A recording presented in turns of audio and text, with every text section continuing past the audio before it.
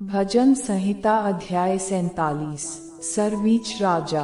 हे देश देश के सब लोगों, तालियां बजाओ, ऊंचे शब्द से परमेश्वर के लिए जय जयकार करो, क्योंकि यहोवा परम प्रधान और भय योग्य है। वह सारी पृथ्वी के ऊपर महाराजा है। वह देश देश के लोगों को हमारे सम्मुख नीचा करता और जाति जाति को हमारे पांवों के नीचे कर देता है।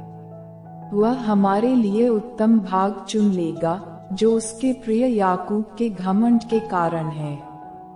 परमेश्वर जय जयकार सहित यहोवा नरसिंगे के शब्द के साथ ऊपर गया है। परमेश्वर का भजन गाओ, भजन गाओ। हमारे महाराजा का भजन गाओ, भजन गाओ, क्योंकि परमेश्वर सारी पृथ्वी का महाराजा है। समझ बूझकर बुद्धि से भजन गाओ। परमेश्वर जाति जाति पर राज्य करता है। परमेश्वर अपने पवित्र सिंहासन पर विराजमान है। राज्य राज्य के सामंत अब्राहम के परमेश्वर की प्रजा होने के लिए इकट्ठा हुए हैं, क्योंकि पृथ्वी की ढालें परमेश्वर के वश में हैं, वह तो शिरोमणि है। भजन संहिता अध्याय 48। परमेश्वर का नगर सियोन। हमारे परमेश्वर के नगर में और अपने पवित्र पर्वत पर यहोवा महान और अति स्तुति के योग्य है। सियोन पर्वत ऊंचाई में सुंदर और सारी पृथ्वी के हर्ष का कारण है। राजाधिराज का नगर उत्तरी सिरे पर है। उसके महलों में परमेश्वर ऊंचा गढ़ माना गया है। क्योंकि देखो, राजा लोग इकट्ठे हुए, वे एक संग आगे बढ़ गए। उन्होंने आप ही देखा और देखते ही विस्मित हुए, वे घबराकर भाग गए। वहां कंपी ने उनको आप पकड़ा और जचा की सी पीड़ाएं उन्हें होने लगी। तू पूर्वी वायु से तरशीश के जहाजों को तोड़ डालता है। सेनाओं के यहोवा के नगर में, अपने परमेश्वर के नगर में, जैसा हमने सुना था वैसा देखा भी है। परमेश्वर उसको सदा दृढ़ और स्थिर रखेगा। हे परमेश्वर, हमने तेरे मंदिर के भीतर तेरी करुणा पर ध्यान किया है। हे परमेश्वर, तेरे नाम के योग्य तेरी स्तुति पृथ्वी की छोर तक होती है। तेरा दाहिना हाथ धर्म से भरा है। तेरे न्याय के कामों के कारण सियोन पर्वत आनंद करे और यहूदा के नगर की पुत्रियां मगन हों।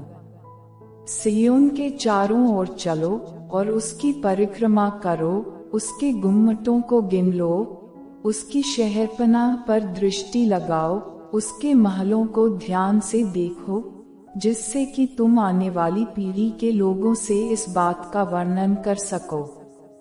क्योंकि यह परमेश्वर सदा सर्वदा हमारा परमेश्वर है, वह मृत्यु तक हमारी अगुवाई करेगा। भजन संहिता अध्याय 49। धन पर भरोसा रखने की मूर्खता। हे देश देश के सब लोगों, यह सुनो। हे संसार के सब निवासियों, कान लगाओ। क्या ऊंच, क्या नीच, क्या धनी, क्या दरिद्र, कान लगाओ। मेरे मुंह से बुद्धि की बातें निकलेंगी और मेरे हृदय की बातें समझ की होंगी। मैं नीतिवचन की ओर अपना कान लगाऊंगा। मैं वीणा बजाते हुए अपनी गुप्त बात प्रकाशित करूंगा। विपत्ति के दिनों में जब मैं अड़ंगा मारने वालों की बुराइयों से घिरूं, तब मैं क्यों डरूं? जो अपनी संपत्ति पर भरोसा रखते और अपने धन की बहुतायत पर फूलते हैं, उनमें से कोई अपने भाई को किसी भांति छुड़ा नहीं सकता है, और न परमेश्वर को उसके बदले प्रायश्चित में कुछ दे सकता है, क्योंकि उनके प्राण की छुड़ौती भारी है, वह अंत तक कभी न चुका सकेंगे। कोई ऐसा नहीं जो सदैव जीवित रहे और कब्र को न देखे, क्योंकि देखने में आता है कि बुद्धिमान भी मरते हैं और मूर्ख और पशु सरीखे मनुष्य भी दोनों नष्ट होते हैं और अपनी संपत्ति दूसरों के लिए छोड़ जाते हैं। वे मन ही मन यह सोचते हैं कि उनका घर सदा स्थिर रहेगा और उनके निवास पीढ़ी से पीढ़ी तक बने रहेंगे, इसलिए वे अपनी अपनी भूमि का नाम अपने अपने नाम पर रखते हैं। परंतु मनुष्य प्रतिष्ठा पाकर भी स्थिर नहीं रहता, वह पशुओं के समान होता है जो मर मिटते हैं। उनकी यह चाल उनकी मूर्खता है, तो भी उनके बाद लोग उनकी बातों से प्रसन्न होते हैं। वे अधोलोक की मानो भेड़ बकरियां ठहराए गए हैं, मृत्यु उनका गडेरिया ठहरी, और भोर को सीधे लोग उन पर प्रभुता करेंगे, और उनका सुंदर रूप अधोलोक का कौर हो जाएगा और उनका कोई आधार न रहेगा। परंतु परमेश्वर मेरे प्राण को अधोलोक के वश से छुड़ा लेगा, क्योंकि वही मुझे ग्रहण कर अपनाएगा। जब कोई धनी हो जाए और उसके घर का वैभव बढ़ जाए, तब तू भय न खाना, क्योंकि वह मर कर कुछ भी साथ न ले जाएगा, न उसका वैभव उसके साथ कब्र में जाएगा। चाहे वह जीते जी अपने आप को धन्य कहता रहे, जब तू अपनी भलाई करता है, तब वे लोग तेरी प्रशंसा करते हैं, तो भी वह अपने पुरखाओं के समाज में मिलाया जाएगा, जो कभी उजियाला न देखेंगे। मनुष्य चाहे प्रतिष्ठित भी हों, परंतु यदि वे समझ नहीं रखते तो वे पशुओं के समान हैं, जो मर मिटते हैं। भजन संहिता अध्याय 50। सच्ची आराधना। सर्वशक्तिमान परमेश्वर यहोवा ने कहा है, और उद्याचल से लेकर अस्ताचल तक पृथ्वी के लोगों को बुलाया है।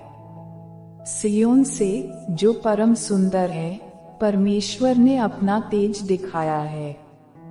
हमारा परमेश्वर आएगा और चुपचाप न रहेगा, आग उसके आगे आगे भस्म करती जाएगी, और उसके चारों ओर बड़ी आंधी चलेगी। वह अपनी प्रजा का न्याय करने के लिए ऊपर के आकाश को और पृथ्वी को भी पुकारेगा। मेरे भक्तों को मेरे पास इकट्ठा करो, जिन्होंने बलिदान चढ़ाकर मुझसे वाचा बांधी है। स्वर्ग उसके धर्मी होने का प्रचार करेगा, क्योंकि परमेश्वर तो आप ही न्याय है। हे मेरी प्रजा सुन, मैं बोलता हूँ, और हे इस्राएल, मैं तेरे विषय साक्षी देता हूँ। परमेश्वर तेरा परमेश्वर मैं ही हूँ। मैं तुझ पर तेरे मेलबलियों के विषय में दोष नहीं लगाता, तेरे होम बलि तो नित्य मेरे लिए चढ़ते हैं। मैं न तो तेरे घर से बैल न तेरे पशुशाला से बकरे लूंगा, क्योंकि वन के सारे जीव जंतु और हजारों पहाड़ों के जानवर मेरे ही हैं। पहाड़ों के सब पक्षियों को मैं जानता हूँ, और मैदान पर चलने फिरने वाले जानवर मेरे ही हैं। यदि मैं भूखा होता तो तुझसे न कहता, क्योंकि जगत और जो कुछ उसमें है वह मेरा है। क्या मैं बैल का मांस खाऊं या बकरों का लहू पीऊं? परमेश्वर को धन्यवाद ही का बलिदान चढ़ा, और परम प्रधान के लिए अपनी मन्नतें पूरी कर, और संकट के दिन मुझे पुकार, मैं तुझे छुड़ाऊंगा, और तू मेरी महिमा करने पाएगा। परंतु दुष्ट से परमेश्वर कहता है, तुझे मेरी विधियों का वर्णन करने से क्या काम? तू मेरी वाचा की चर्चा क्यों करता है? तू तो शिक्षा से बैर करता, और मेरे वचनों को तुच्छ जानता है। जब तूने चोर को देखा, तब उसकी संगति से प्रसन्न हुआ, और परस्त्रीगामियों के साथ भागी हुआ। तूने अपना मुंह बुराई करने के लिए खोला, और तेरी जीभ छल की बातें गढ़ती है। तू बैठा हुआ अपने भाई के विरुद्ध बोलता, और अपने सगे भाई की चुगली खाता है। यह काम तूने किया, और मैं चुप रहा, इसलिए तूने समझ लिया कि परमेश्वर बिल्कुल मेरे समान है। परंतु मैं तुझे समझाऊंगा, और तेरी आंखों के सामने सब कुछ अलग अलग दिखाऊंगा।